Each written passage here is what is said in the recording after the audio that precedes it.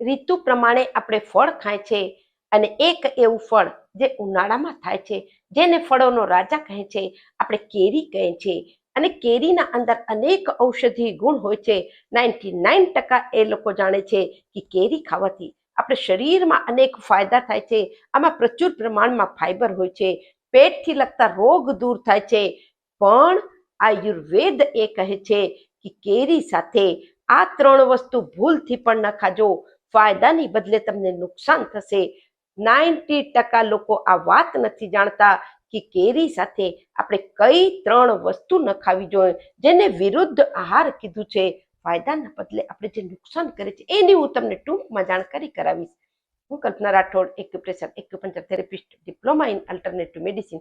આ 3 વસ્તુને યદિ કેરી સાથે તમે ખાશો એનાથી તમને પેટથી લગતી પ્રોબ્લેમ, અપચો, પેટ ફૂલવું, અફવારો, લૂઝ મોશન થઈ શકે છે, ઉલટી થઈ શકે છે, શરીરમાં સ્કિનની પ્રોબ્લેમ થઈ શકે છે. નંબર 1 વસ્તુ, કેરી સાથે તમને કારેલાનો જ્યુસ યા શાક બિલકુલ નથી લેવું. 2 થી 3 કલાક બાદ તમે લઈ શકો છો. બીજા નંબરની વસ્તુ, દહીં અને છાશ તરત કેરી સાથે તમે યદિ લેતા હશો એને તરત બંધ કરી દેજો.